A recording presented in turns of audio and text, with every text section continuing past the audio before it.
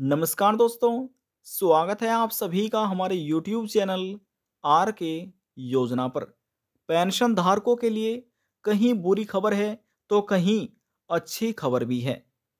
पहली तारीख से पेंशन में 8 नियम लागू होने जा रहे हैं।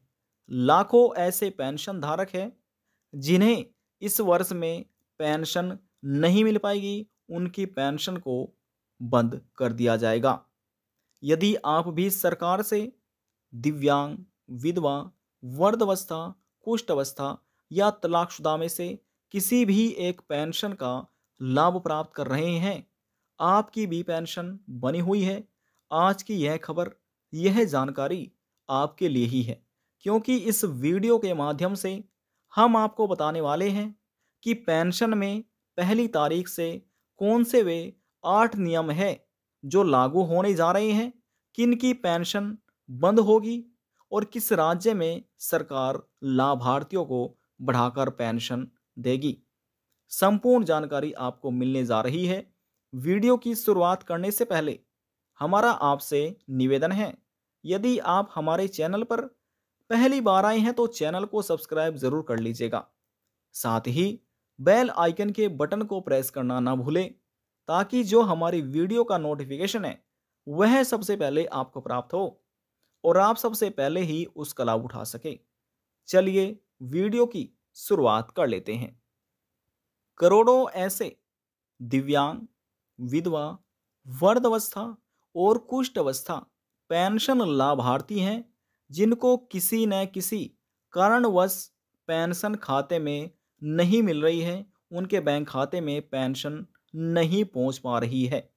यदि आप भी ऐसे दिव्यांग, विधवा, वृद्धावस्था या कुष्ठ अवस्था पेंशन धारक है, यह खबर, यह जानकारी आपके लिए भी है।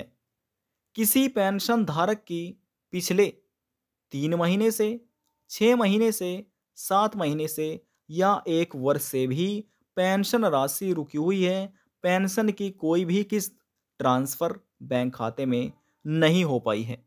साथियों, आप इस वीडियो को ज़्यादा से ज़्यादा शेयर जरूर कर दीजिएगा, ताकि जो अन्य व्यक्ति हैं, पेंशन धारक है, उन तक भी यह खबर पहुंच सके और वह भी जो गलती हो रही है, जो नए नियम बनाए गए हैं, वह भी उन नियमों का पालन कर सके। सरकार ने यहाँ पर 6 से 8 नियम लागू किए हैं, जो एक बड़ा अपडेट है। यह जानना आपके लिए अति आवश्यक है। जब तक आप नहीं जानेंगे तो जिनकी पेंशन रुक रही है, पेंशन समय से नहीं मिल रही, वह आप पेंशन अपनी प्राप्त नहीं कर पाएंगे और भविष्य में जो पेंशन आपको मिलनी है वह भी आप नहीं ले पाएंगे। इसलिए जानना आपके लिए बहुत ही ज़्यादा ज़रूरी है। तो देखिए, यहाँ पर सरकार द्वारा 6 से 8 नए नियम कौन कौन से बनाए गए हैं, कौन से पुराने कौन से नए नियम हैं, सभी जानकारी आपको दी जाएगी। और कौन कौन से डॉक्यूमेंट, दस्तावेज आपके पास होने चाहिए पेंशन से जुड़े हुए, वह भी हम आपको बताने वाले हैं।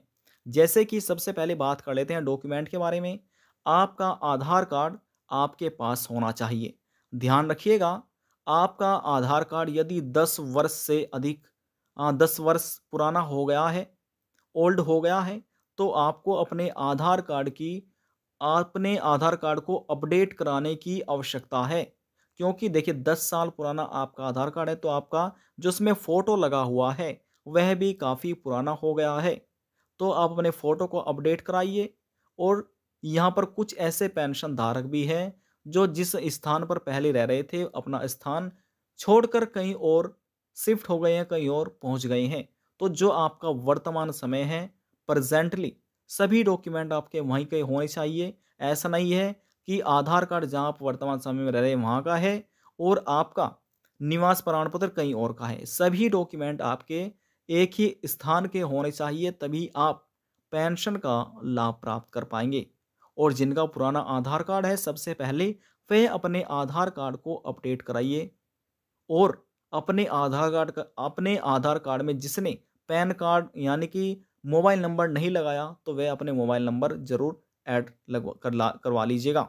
देखिए, बात करते हैं पैन कार्ड, आधार कार्ड, मोबाइल नंबर, जीवन प्रमाण पत्र, मृत्यु प्रमाण पत्र, दिव्यांगता प्रमाण पत्र, बैंक पासबुक। ये सभी डॉक्यूमेंट आपके पास होना बहुत ही ज़्यादा आवश्यक है, तो ये आपके पास होने ही चाहिए। आपके पास यह सभी दस्तावेज होने चाहिए। जिसने अपडेट नहीं कराए वे अपने डॉक्यूमेंट अपडेट ज़रूर करा लीजिएगा, क्योंकि जब किसी की पेंशन रुक जाती है, समय से पेंशन नहीं पहुंच पाती, तो उनको इन्हीं डॉक्यूमेंट की आवश्यकता होती है। अधिकारी द्वारा ये डॉक्यूमेंट आपसे मांगे जाते हैं। तो यहाँ पर ध्यान दीजिएगा, जब आप अपनी पेंशन संशोधन कराते हैं, कहीं ना कहीं किसी कारणवश पेंशन रुक जाती है, तो इन डॉक्यूमेंट की आपको आवश्यकता ज़रूर होगी। सभी दिव्यांग, विधवा, वृद्धावस्था और कुष्ठ अवस्था पेंशन धारक इन यहाँ पर 6 से 8 नियमों का पालन अवश्य करें, जरूर करें। अब कौन से वह नियम हैं, हम आपको बता देते हैं। देखिए, पहला नियम है आपकी पेंशन का ई-केवाईसी। जब तक आप ई-केवाईसी नहीं कराएंगे, इस वर्ष में आपको पेंशन नहीं मिल पाएगी। ई-केवाईसी कराने के लिए आपको नज़दीकी सीएससी सेंटर पर जाना होगा। अपना आधार कार्ड लेकर, जो आपका आधार कार्ड है और आधार कार्ड में जो मोबाइल नंबर लगा हुआ है, इन डॉक्यूमेंट से आप अपना ई-केवाईसी करा सकते हैं। जिसने नहीं कराया, जिसने पहले ही करा लिया, उनको दोबारा कराने की आवश्यकता नहीं है। बात कर लेते हैं अपने बैंक खाते को एनपीसीआई मैपिंग, ये दूसरा कार्य है। ये आपको करना होगा। अपने बैंक में जाइए, जिस बैंक में आप अपनी पेंशन पहले ले रहे थे या फिलहाल ले रहे हैं, तो आपको बोलना है कि हमें अपने बैंक खाता एनपीसीआई मैपिंग करानी है। तो अधिकारी आपका ये कार्य कर देंगे। 48 घंटों के अंदर में ही आपका एनपीसीआई मैपिंग हो जाएगा, जिसे आप डीबीटी भी बोल सकते हैं।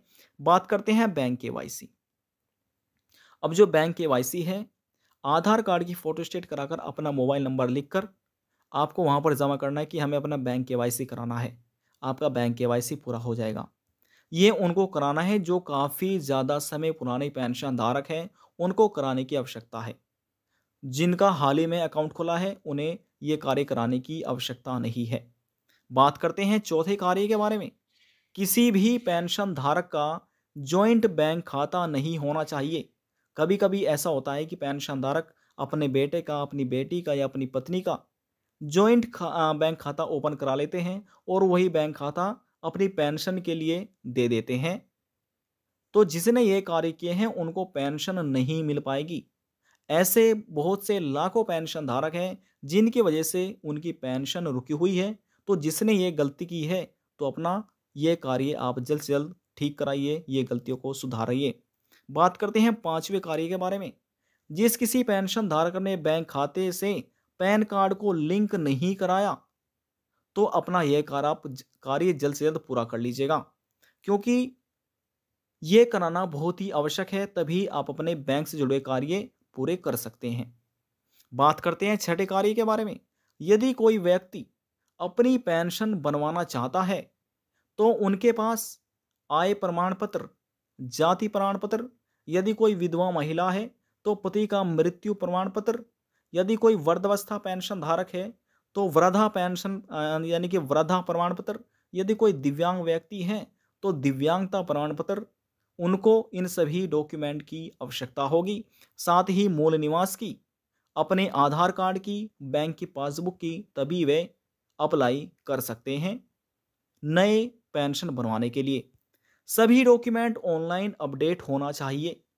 ऐसा नहीं है, देखिए कभी कभी ऐसा होता है कि जो पहले डॉक्यूमेंट होते थे वे हाथ से बनाए जाते थे, लेकिन ऑनलाइन का ज़माना है, तो आपके सभी डॉक्यूमेंट ऑनलाइन ही अपडेट होने चाहिए। ऑनलाइन ही आप आज के समय में ज़्यादातर अप्लाई पेंशन के लिए किया जाता है। बात करते हैं सातवें कार्य के बारे में। अगर किसी बुजुर्ग की उम्र अधिक हो गई है, जैसे कि 70 वर्ष, 72 वर्ष, 75 वर्ष या 80 वर्ष, वैसे वृद्धावस्था पेंशन धारकों को 60 वर्ष या इससे अधिक पर ही पेंशन का लाभ मिलना प्राप्त हो जाता है। उनकी वृद्धावस्था पेंशन बना दी जाती है। लेकिन अगर किसी बुजुर्ग की उम्र अधिक हो गई है, जैसे कि हमने आपको बताया 70, 72, 75 या 80 वर्ष, लेकिन उनके पास जन्म का कोई भी प्रमाण पत्र नहीं है। देखिए, सरकार द्वारा ये एक नया नियम लागू किया है, ध्यान से आप इसको समझिए। जिनके ऐसे बुजुर्ग के पास जन्म का कोई भी प्रमाण पत्र नहीं है, तो ऐसे सरकार के बनाए गए नियमों के अनुसार यदि उनके बेटे की उम्र 40 वर्ष या इससे अधिक है, तो वह अपने बेटे का सर्टिफिकेट देकर अपनी पेंशन बनवा सकते हैं।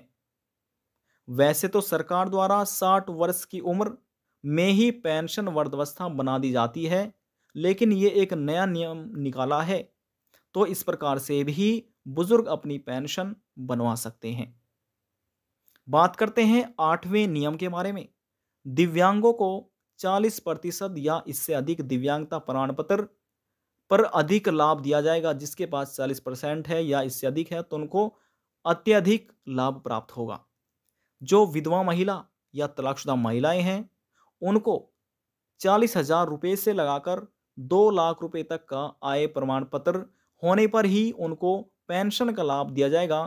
तभी वह इस योजना के लिए, पेंशन बनवाने के लिए अप्लाई कर सकेंगे। देखिए, यदि कोई विधवा महिला है तो वह अपनी पेंशन बनवाना चाहती है, तो सबसे पहले उनके पास उनका आधार कार्ड होना चाहिए, अपडेट हुआ हुआ, बैंक की पासबुक होनी चाहिए, मोबाइल नंबर लिंक होना चाहिए आधार कार्ड से ही, और पति का मृत्यु प्रमाण पत्र होना चाहिए, आय सर्टिफिकेट होना चाहिए, तभी वे अप्लाई कर सकते हैं। जो उनका आय सर्टिफिकेट होगा वह 40,000 रुपये से लाकर 2 लाख के बीच में होना चाहिए, तभी इस योजना का लाभ आपको मिल सकता है। आपकी जानकारी के लिए बता दें कि विधवा महिला, तलाकशुदा महिला, अविवाहित महिलाओं को उनके मायके का ही निवास प्रमाण पत्र या आय प्रमाण पत्र होना अनिवार्य है। यानी कि उनके मायके के ही ये डॉक्यूमेंट माने जाएंगे, अनिवार्य है। देश के इन सभी राज्यों में बढ़ाकर सरकार की तरफ से पेंशन दी जाएगी। बात करते हैं सबसे पहले हरियाणा राज्य सरकार द्वारा पेंशन में बढ़ोतरी कर दी गई है। पहले इस राज्य में 2,750 रुपये पेंशन मिलती थी, लेकिन इसको बढ़ाकर 3,000 रुपये कर दिया गया है, जो कि इस वर्ष से ही लाभार्थियों को मिलना प्रारंभ हो गई है। बात करते हैं दूसरे राज्य के बारे में। मध्य प्रदेश राज्य सरकार द्वारा 900 रुपये से बढ़ाकर, देखिए, 900 रुपये पेंशन में बढ़ोतरी की गई है। पहले मध्य प्रदेश में 600 रुपये दिव्यांग, विधवा, वृद्धावस्था, कुष्ठावस्था और तलाकशुदा पेंशन धारकों को दिए जा रहे थे।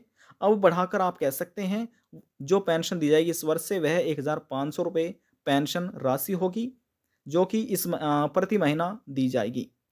बात करते हैं तीसरे के बारे में। हिमाचल प्रदेश में 1,150 रुपये पेंशन दी जाती थी, 300 रुपये पेंशन बढ़ोतरी कर दी गई है। अब प्रति महीना 1,500 रुपये लाभार्थियों बैंक खाते में ट्रांसफर किए जाएंगे। वर्तमान समय में दिल्ली राज्य में पेंशन धारकों को 2,500 रुपये प्रति महीना पेंशन दी जा रही है। यदि हम बात करें उत्तर प्रदेश की, तो उत्तर प्रदेश राज्य में भी 3,000 रुपये 3 महीने के अंतराल पर सरकार दिव्यांग, विधवा, वृद्धावस्था और यहाँ पर तलाकशुदा लाभार्थियों के बैंक खाते में ये पेंशन राशि ट्रांसफर करती है। आज की जानकारी में बस इतना ही। यदि आपको हमारी दी हुई जानकारी पसंद आई तो वीडियो को जरूर लाइक कर दीजिएगा। आपके लाइक से हमें बहुत ज़्यादा मोटिवेट मिलता है। और चैनल पर पहली बार आए तो चैनल को सब्सक्राइब जरूर कर लीजिएगा, साथ ही बेल आइकन के बटन को प्रेस करना ना भूलें। अब हम आपसे मिलते हैं नेक्स्ट वीडियो में एक और नई जानकारी के साथ। जब तक के लिए जय हिंद, जय भारत।